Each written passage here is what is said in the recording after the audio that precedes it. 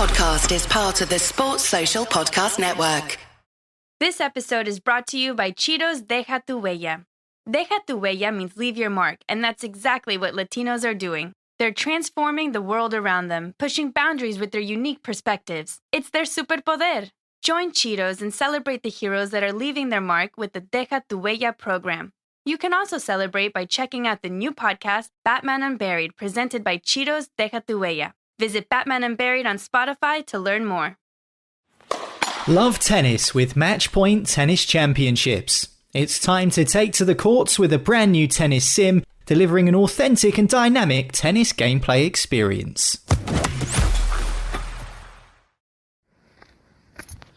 Now, you may remember that last year, George and I did some podcasts, podlets I should say, after Wimbledon, which we did walking back from Wimbledon up to the station. I don't have George anymore. I mean, he's not dead or anything, he's not a journalist anymore, and therefore doesn't have to do late nights every night for 2 weeks, but that's where I am. I'm just walking back, as it happens, not from Wimbledon itself, from the station near my house, which I'm probably not going to say in case people start trying to hunt me down. So I'll do the first half of the podlet on the walk back to the station, and then I might get settled and do the second half on mic and in slightly different quality.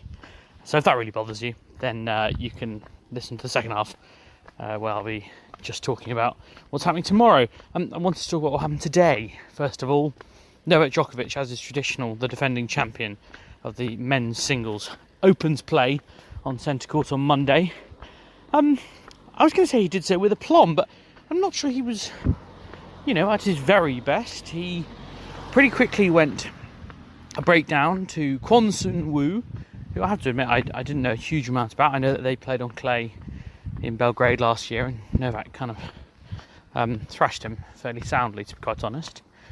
But yeah, he showed real spirit. He showed good defensive skills. I think he quite enjoyed the pace coming onto the racket and kind of returning it with interest. And then I actually think Djokovic worked that out pretty quickly and started to shape the ball a bit more, play the angles a little bit more, moved him around the court rather than just trying to blow him off the baseline. Kwon was right up on the baseline those early stages and got his rewards. Lost the first set, but he won the second. And as Kev Garside wrote in For the Eye, maybe you couldn't have told who was the Grand Slam 20-time Grand Slam champion and who was the sort of relative novice for at least maybe the first hour or so. But then kind of Djokovic, he did step it up and he played pretty well. There's lots of talks about what the reception might be to him. I would describe it as a sort of 7 out of 10. He said afterwards that he was pleasantly surprised by the reception the Wimbledon crowd gave him. He said they supported both players, they're very fair. I just thought it wasn't, Novak has never had what Roger has at Wimbledon, to a certain extent Rafa as well, in terms of the backing of the crowd, for any number of reasons, some of which we could talk about and some of which I couldn't talk about because I couldn't even fathom the conspiracy theories that some people have come up with. But, this is what it is. I don't think it's changed because of what's gone on over the last 12 months or so. I think it's largely the same. It was just a little bit, it was pleasant. As I say, 7 out of 10. But he is through to the second round. He's going to play Thanasi Kokkinakis in the second round, which is going to be a pretty good match. I hope Thanasi's still fit. He beat Kamil Matrak, the Polish player whose name I'm pretty sure I just butchered in the first round. Thanasi's been through a huge amount, and all the Australian journalists have a huge amount of respect for him, so it'll be really exciting to see him have a go at Djokovic. I mean, I think Djokovic will win, but it'll be great to see the stroke play that potentially Thanasi can put on show as I try and avoid getting run over by a very loud moped. We then had Emma Raducanu make incredibly her debut on the centre court, which still feels quite surreal to say. Now we're going to go past very loud, I can't tell if it's a car alarm or it's a house alarm. I'll probably edit some of that out because that is quite loud. I was talking about Emma Raducanu's debut on centre court. Yeah, it was. Yeah, she wasn't perfect. She's obviously not been fit. It was the longest time she spent on court in one go since the French Open. We found out afterwards because she went to Nottingham. I suppose she might have had a longer practice session before Nottingham, but certainly in a competitive match. But she went to Nottingham, she got that side strain, lasted half an hour, and then she said she didn't really practice for 2 weeks, and then she's only been hitting for an hour a day at most, which we kind of knew because obviously she cancelled that practice session on Friday. Hard to characterise her performance, really. I've seen people say that, you know, she won and that's what you need to do in those matches. Look, Van Uytvanck played pretty well at times, but for the most part, I think handed Emma a lot of points. You know, there's some big games where Van Uytvanck just chucked in 4 or 5 unforced errors in the space of 6-7 points, and like you do that, and that's a very easy way to lose a match. She's got this big flat forehand, so it's not always flat, but she certainly can flatten it out. She's got a very good slice backhand. She often uses the slice on the forehand as well, and that's quite tricky, you know, for someone like Emma who, you know, I know she got to the 4th round of Wimbledon, but she actually hasn't played that much on grass. Realistically, she's played a lot of hard court tennis in her life, and as we know, she's not played much clay.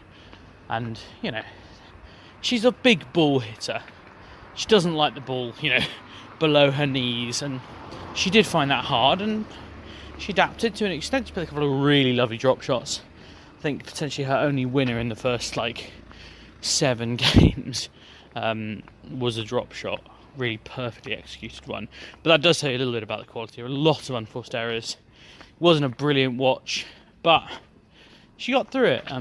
Her serve was broken twice, but she got double the number of breaks on the Van Uytvanck serve, and that did the job for her. 6-4, 6-4, 1 hour, 41 minutes it was, and she got through, and she was genuinely really buzzing. I think actually she's someone who doesn't show a huge amount of emotion on court. We saw that kind of contrast in the US Open final between Leylah Fernandez, who, you know, sticks her arm up in the air and really brings the crowd with her, whereas Raducanu's a little bit more internalised and kind of calm. And then finally we had Andy Murray and his customary creating of a battle in the first round of Wimbledon. Don't get me wrong, James Duckworth put himself about and made life difficult, but Murray did also make life difficult for himself at times. I don't know how you can't enjoy watching Andy Murray at Wimbledon. It's kind of infectious. Much as it's stressful, you know, he's such a good player to watch in terms of his passion. And I think you could see from once he'd shaken hands with the umpire and Duckworth, the huge roar he gave the crowd. You know, I was on the hill actually as it happened for a different perspective, and you know, people really were like, it wasn't so much like a rah reaction, it was more like, oh man, he really cares. And you know, I think when people see that players care, they really connect with it, because that's all you want from players. You just want to see that they care as much as their fans do. I'm nearly home, so in a minute we'll start talking about what's going on tomorrow. This episode is brought to you by State Farm. There are some monthly expenses you just can't get away from, like insurance. You might be looking at your expenses thinking you're going to have to pause on your DIY project, stop collecting vinyl, or even give up your daily coffee fix to have great insurance. Talk about a nightmare. It's a good thing State Farm knows everyone has a budget, and they have a range of options, like insuring your ride and your home with surprisingly great rates on both. With State Farm, you can also personalize your policy, so you get the coverage you need at a price that lets you keep up with your projects, add to your vinyl collection, and continue to enjoy your coffee habits. So forget about giving up what you love to have great insurance. For surprisingly great rates, like a good neighbor, State Farm is there. Call or go to statefarm.com for a quote today. This Pride, everyone's coming through for the Trevor Project on YouTube Shorts. Join us! Create a short showing how you're stepping up for Pride using the hashtag YouTube Pride Challenge. Come through for Pride on YouTube Shorts. Visit youtube.com/Pride. The Boy Scouts knew they had a problem. Parents gave the Boy Scouts the most valuable thing they had, their children. And they told parents, you can trust us. They're unbelievably heartbreaking stories. This is about how to move from victim to survivor. When the detective says he confessed to abusing you, I no longer had to prove to people that I was abused. I was free. The powerful new investigative documentary, Leave No Trace, A Hidden History of the Boy Scouts, streaming now on Hulu. Now, there are a few other bits and pieces from today that we should catch up on. I know I said we'd talk about tomorrow, but there are a few bits from the first day of action at Wimbledon which should be noticed. Carlos Alcaraz made it through a bit of a thriller with Jan-Lennard Struff. Trailed several times in the match, but came through in 5. I think we all kind of picked out Carlos Alcaraz as someone who we thought should do well on grass, but we didn't know if he would. Jan-Lennard Struff, a pretty tricky, a really tricky opponent in the first round. He said there was a turning point in the tiebreak. There was a passing shot. I just don't know how he hit it. That one, Carlos, I don't know. That doesn't happen very often. That was just amazing, the passing shot. I think he did everything right at the point. Covered line, covered cross court, but not this angle. So he says, I actually watched his second round match against Albert Ramos in the French Open, where he hit one like this down the line on break point in the 5th set breakdown, and I was just jumping out of the couch. I couldn't believe it. I was screaming to my girlfriend, did you see that? Did you see that? Clearly, Jan-Lennard Struff has a huge amount of respect for the player that he is, but he is through to the second round. Alcaraz, Ons Jabeur cruised through as well. Casper Ruud into the second round. He beat Albert Ramos Vinolas, and Yannick Sinner knocked out Stan Wawrinka, who managed a set, but no more, and was pretty gutted about it. In terms of shock exits, Hubert Hurkacz is out. As if the men's draw needs any other grass court specialists, or even close to specialists, to go out. Hubert Hurkacz was beaten by Alejandro Davidovich Fokina. ADF hit a tweener on match point in the 3rd set, a 40-love up. He then lost the game. It then started raining at 5-all in the 3rd. He then lost his head. Hurkacz came back, even led us by a break in the final set, and had a mini break in the final set tiebreak. And yet, he was beaten. Quite remarkable, really, but Spaniard is through and Hurkacz is out. Beatrice Haddad Maya as well, someone who we thought had huge amounts of potential on the grass. She lost to Kaya Juvan. Again, no great shame in that. She is someone who lots of people have said could do well on this surface and had a few good results. She made the 3rd round here last year, but Haddad Maya had shown enough to make us think that she would do something at Wimbledon. But then that is what happens at Grand Slams. People produce their best tennis. In terms of the Brits, Cam Norrie eased through past Pablo Andujar.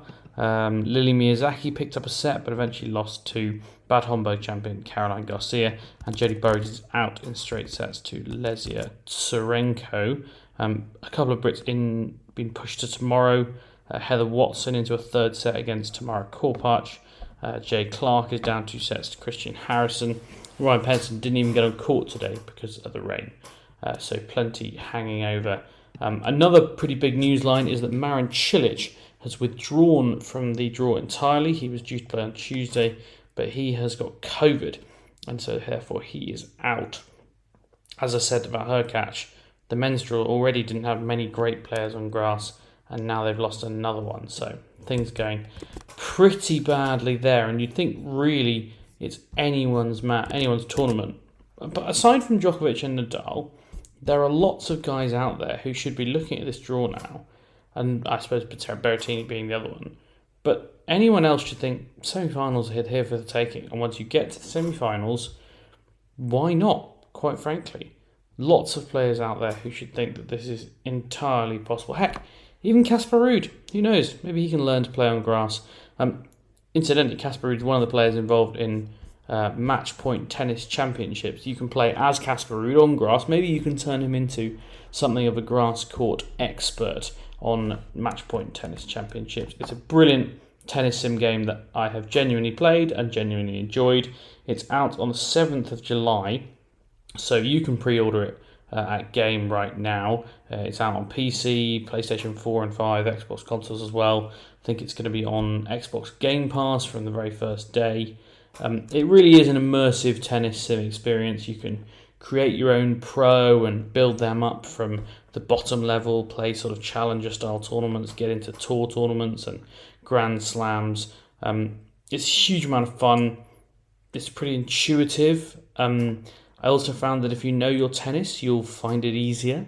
Like if you understand a little bit about tennis tactics, if you've been listening to Calvin, for example, then I think you've got a pretty good chance of doing well and taking it up. And also, you can play online. So once the game's out widely, maybe we can meet up online and have a game. I'd be more than happy if anyone wants to take me on. I don't think I'm best, but I think I'm definitely improving. So that is Match Point Tennis Championships, spinning away on the 7th of July. Time to put your tennis skills to the test in the brand new tennis simulator title. Pre-order now from Game. Let's look ahead to Tuesday's action. Loads going on day 2, even more than usual because of the rain. About 12 matches I think have been pushed over, either in their entirety or with sets to complete. The headlines are that Iga Swiatek, Rafa Nadal and Serena Williams will all play on centre court. The number 1 court, frankly, is pretty tasty as well. In particular, I know George will want me to mention Simona Halep against Karolina Muchova. I know he is a huge fan of Karolina Muchova, and I think it'll be a really good match. I don't necessarily think Muchova will win. I think George probably would back her. But Simona Halep has played some good tennis. She clearly really believes in herself at the moment, irrespective of what you think of Patrick Mouratoglou. He's got her believing in herself, and that's as important as anything else. But this is going to be a real test. You know, Karolina Muchova is a serious player. Lots of people look at Simona Halep's achievements and think there's absolutely no reason why Muchova couldn't be of that level at some point. She's obviously had a lot of injuries. I know she had a lot of injuries as a junior, and she struggled with injuries earlier this year as well. But I think, you know, she's been quarterfinals here twice before, twice in a row. You wouldn't necessarily consider grass her best surface, but she's played very well on it, so there's no reason why she can't again. And I think it's probably the worst possible first round draw for Simona Halep, really, given that she is seeded and 16th seeded, so should be reasonably well protected in the draw. We've also got Stefan Tsitsipas up against Alexander Richard. Fully expect the Mallorca champion to come through that with relative ease. Matteo Berrettini against Christian Garin. I mean, I know Garin is not someone that we'd automatically associate with the grass. He's obviously someone who plays a lot of clay court tennis, and I actually watched him up against Andrei Rublev at Roland Garros, and you could see why he's such a handful on clay. But he also made the 4th round here last year. You know, kind of proof that, and Calvin said this earlier this week, these courts in Wimbledon are not like other grass courts. They're not as quick. They are relatively slow. And yeah, he had a good draw. I think he beat a couple of clay courts off the top of my head, maybe Martinez and someone, I couldn't tell you who the other one was. But I don't think he's to be underestimated, and you know, if he can get hold of Berrettini's serve on any level, and Berrettini does have off-serving days, they do happen. It's just that even his off-serving days are pretty massive, so it's not easy to get your way through. Nick Kyrgios up against Paul Jubb, that looks like an absolute belter. I think it's going to be about 12:15 UK time. It's on number 3 court, which, if anyone knows Wimbledon well, is well, or knows me well, it's my favourite court. It's quite intimate. It is a stadium court, but a small stadium. I know Kyrgios loves it as well. I'm pretty sure it's his favourite court. I don't know if Paul Jubb can do anything to him, but Kyrgios is always worth watching, so certainly worth that one. Coco Gauff is playing tomorrow as well. She starts her campaign in my fantasy team. She's up against Elena Gabriela Ruza. You'd expect her to come through that relatively easily. Dan Evans playing as well. He's last on number 2, so you probably see him around tea time in the UK, maybe around 5 o'clock. And then the upset of the day that I've picked in my sort of daily preview is Felix Auger-Aliassime up against Maxime Cressy. Now, everyone says Felix should be great on grass. And sure, I'm willing to believe that he will be. He's got all the pieces there, and he obviously made the quarterfinals, what was it, last year. But he has a track record of producing a few stinkers at Grand Slams, albeit that I think he's working that out of his system. You know, he's made at least quarterfinals in 3 of the last 4 Grand Slams. But there also have been moments when you kind of question his bottle a little bit. And I think coming up against someone like Maxime Cressy, who he's got a massive serve, he's a serve and volley fundamentalist, he's in good form as well, got to the final last week. I think coming up against someone like that, who's so different, really tests your mettle, especially in the first round. You know, when you've still got a bit of ring rust, and someone like Cressy, you know, who's going to give you target practice, I think you've got to be razor sharp. You're not going to get big long rallies to find your rhythm. You're going to get very limited opportunities, if you're not already in rhythm, to find it. So I think that's a bit of a nightmare draw for Auger-Aliassime to a certain extent. And I'd be interested to see if he comes through it. All credit to him. I think, you know, I think he would. We'd look at it on paper and go, well, you know, he's well outranks him in the world. He's number 6 seed. He should be cruising through first round. But I think you should probably give him a bit more credit from that if he does indeed come through with a victory. Loads of Brits in action tomorrow as well. Jack Draper up against Zizou Bergs, the Belgian wildcard.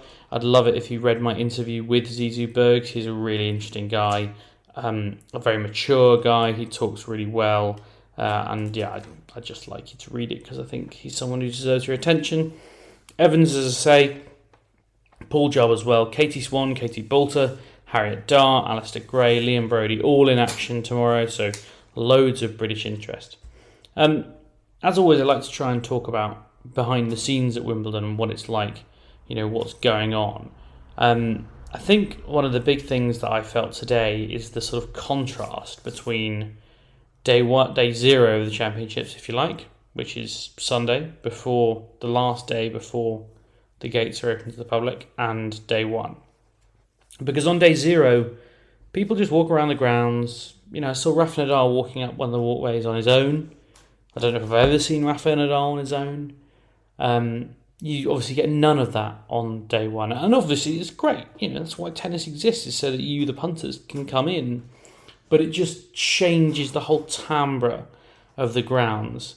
I also had a lovely opportunity to stay through a contact on the ground staff.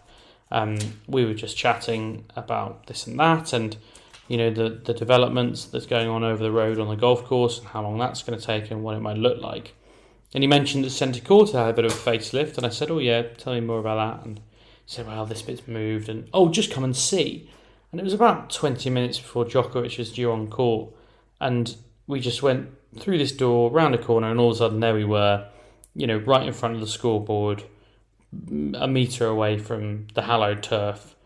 And it was just, it was an amazing little experience, and just me and my mate Mikey, who also works for the iNewspaper, standing there chatting away and just kind of soaking it in a little bit. I do sometimes get a bit jaded with this job and not appreciate the amazing opportunities we get, but I felt like I appreciated that, so I hope that's an interesting little insight, or it's just me bragging about how nice my day was. It wasn't that nice. It's currently 1 a.m. and I've been working since 10 o'clock, so it's been quite a long day. I will catch you all tomorrow. Hopefully I'll have Calvin with me. I'm also hoping to speak to the one and only, or two and only I suppose, Pat and Cash tomorrow, so you might be able to hear a little bit from them as well. Do keep watching, do keep listening, do keep leaving us ratings and review, and I will speak to you all tomorrow. Sports Social Podcast Network. Love tennis with Matchpoint Tennis Championships, spinning your way the 7th of July. Time to put your tennis skills to the test in the brand new Tennis Simulator title. Pre-order now from Game.